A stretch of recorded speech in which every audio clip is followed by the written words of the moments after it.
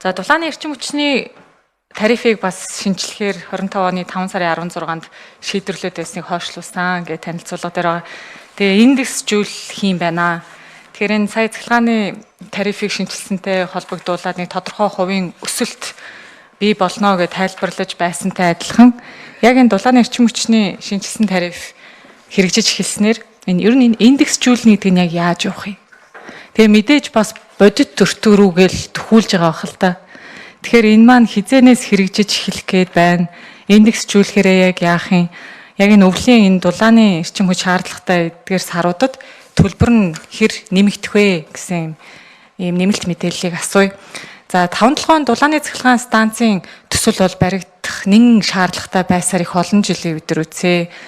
За шүүхтэр бол энэ тендер зарлагдсантай холбоотой, оролцогчд нь маргалцсантай холбоотой асуудлууд нэг удаад байсан мэдээтэй байсан. Танаа танилцуулгаас бол 24 оны 12 дугаар сард шүүхээр шийдвэрлэгдсэн, асуудал нь шийдвэрлэгдсэн юм байна.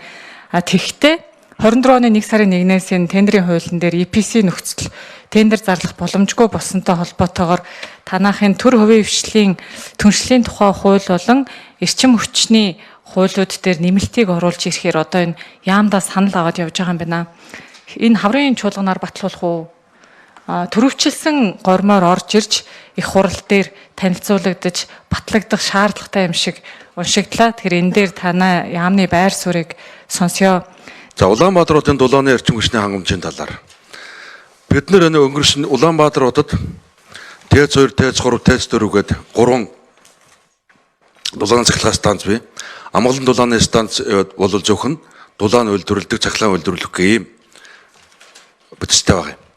За энэ 1 гигакалори цагийнх нь өртгөн шүү. 66 мянган төгрөг байна. Орон сууцны 1 м квадратууд шилжүүлэх юм бол Улаанбаатар хотод 1 м квадратын сарын төлбөр 600 төгрөг. 506 төгрөг байгаа тийм ээ.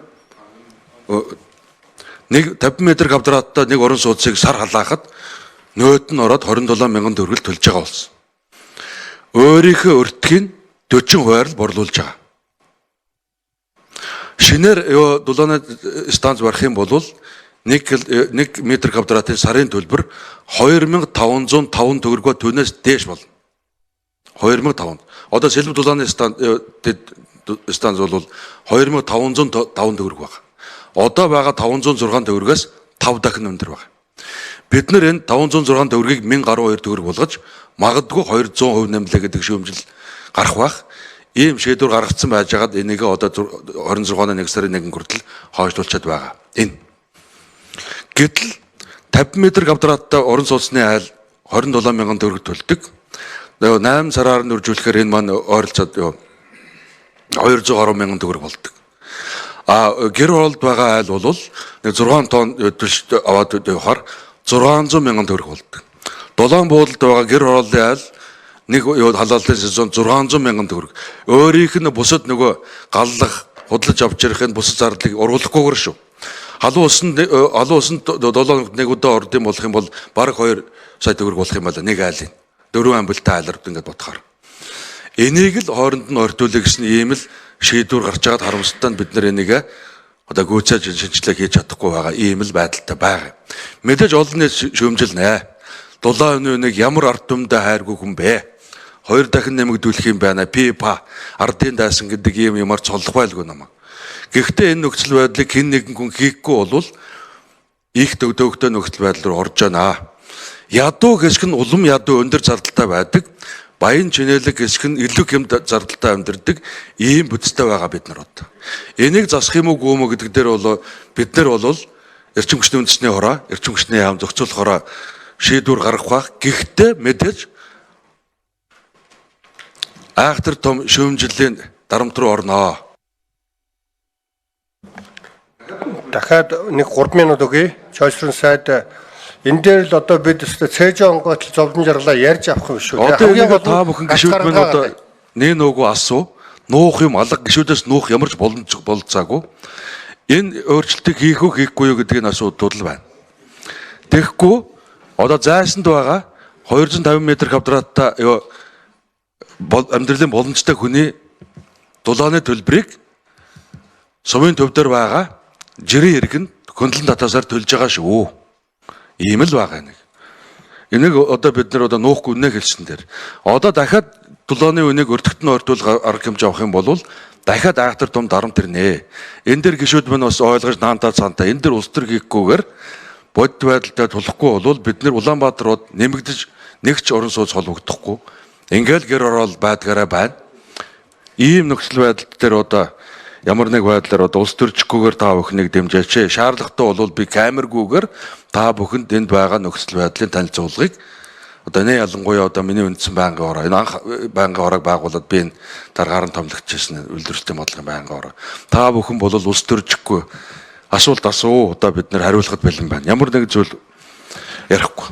За энэ хуулиудын төслийн талаар бол эрчим хүчний тухай хуульд өөрчлөлт оруулах байгаа.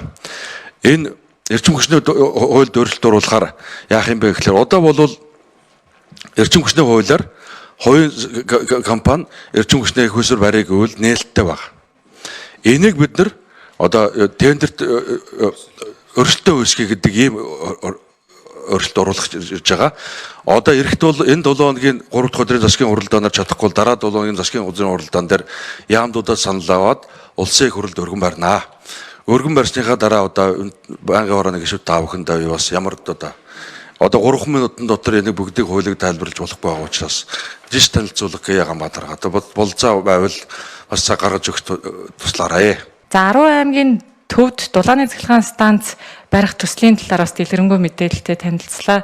2018 оноос хойш ингээд хэрэгжээд явж байгаа төсөл за дулааны станц, дулаан дамжуулах төвийн цахилгаан хангамж цэврус ариутгах татвартай холбоотой улсын төсөвдөр 103 тэрбум төгрөгийн санхүүжилтийг шийдвэрлэх шаардлагатай юм шиг уншиглаа л да. Тэгэхээр энийг хизээ тусгуулахаар ажиллаж байгаа вэ? 2026 он уу? Энэ дээр нэмэлт тайлбар авъя.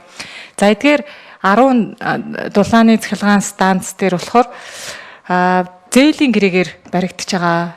Тэгэхээр яг баригдаж дууссныхаа дараа зээлийнхаа төлбөрийг төлж эхлэх юм уу? Хүүн яг ямар байх юм? Хизээ төлөгдөж эхлэх юм бэ? За тэгээ бусад асуултууд дээр нэмэлт минутаа нэмж л авъя да. За тэгээд яг энэ төслийн явцын талаар мэдээллийг харахаар ер нь бол 2021 оноос ахуулаад баригдаад эхэлж байгаа юм байна. Нийт 10 аймгийн хамгийн сайн явцтай байгаа Сүхбаатар аймаг 49-93% байна. За гүйцэтгэгч нарыг нь харахаар бол энэ Бүгдам Солонгос улсын Бюксан инженерийн компани туслан гүйцэтгэгчээр бол Монгол компаниуд байгаа юм байна. Тэгээд Бюксан инженерийн компаниг дампуурсан гэсэн мэдээлэл байсан. Гэхдээ дампуураагүй юм байна. 25 оны 3 сарын 4-ний өдөр бол өөрийн орны шүүхтэй дахин хөрөнгөжүүлэх шүүх хэрэгцээ зохицуулт хэл хүсэлтэд гаргасан байгаа юм байна. Тэгтээ танай яамныхантай энэ Солонгосын тал уулзах үеэр бол 3 дахь байгууллагыг ажилуулах тал дээр тохиролцсон гэсэн өгүүлбэр байна. Энэ ямар утгатай юм бэ? 3 дахь байгууллага гэдэг нь энэ Бюксан инженерийн компаниас өөр компани орж ирэх гэж байгаа юм уу? Тэгээ энэ 10 аймагуд дээр Архангай аймагаас бусад дээр нэг 43-4% гүйцэтгэлтэй байгаа юм байна. Энийг юу нь яаж хэрчимжүүлэх вэ? Энэ дээр яамны зүгээс асуулт асууя да. За 10 аймгийн дулааны станцын тухайд Корея Экзим банк Монгол Улсын засгийн газрын хоорондын хэлэлцээрээр явж байгаа. Хөнгөлөлтөй нөхцөлтэй 25 жилийн хугацаанд жилийн 1 хүртэл хувийн гүйтэй ийм төсөл байгаа. Энэ гэрээний нөхцлөөр Солонгосын компаниудын дунд үндсэн одоо ерөнхий гүйцэтгэгчийн тендер зарлагдаад 2021 онд Бюксан инженеринг гэдэг компани шалгарсан юм байна.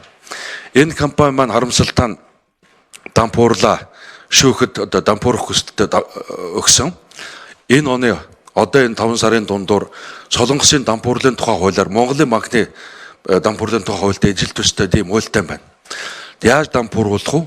Эрхгүлээ яаж томлогдох вэ? Энэ төслийг цаашид үргэлжлүүлэх үгүй юу гэдэг шийдвэрийг энэ шүүхийн шийдвэр гарах юм байна.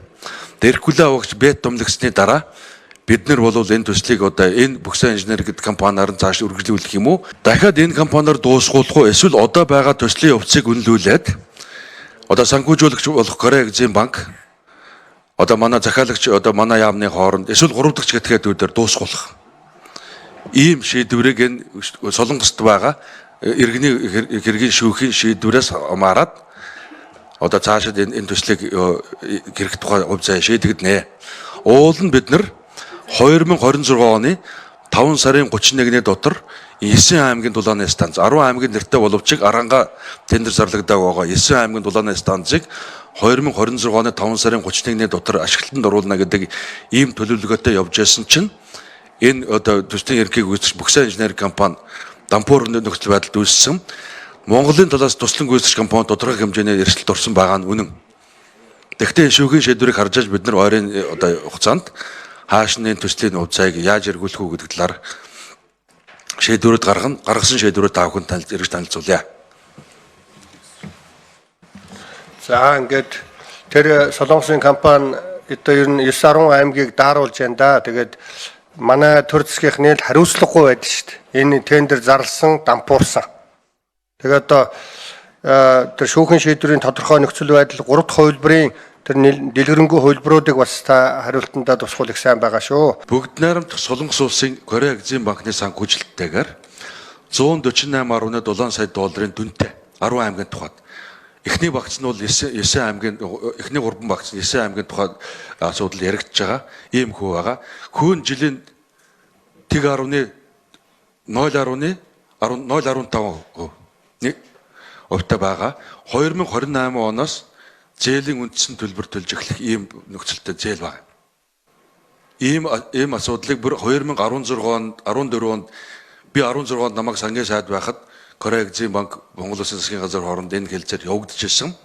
2019 онд эзлэн байгуулад 2021 онд гэрээ одоо тендер зарлагдаад сонгож гүйцэтгэх шалгараад явж байгаад харамсалтай дампуурах байдалтай болцсон гэдэг хэлээ. Төрөөчийн гишүүний асуултанд хариулахдаа тодорхой хариулсан учраас давтан яриад байх зүйл алга байна гэдгийг хэлье. Гэхдээ ер нь ийм дампуу юм тендер зарлал зохион байгуулалт хийсэн хүмүүс ч ямар хүнд нь яг яаж хариуцлага тооцсон бэ? Чин 10 аймгийн ард иргэд даарч байгаа шүү дээ.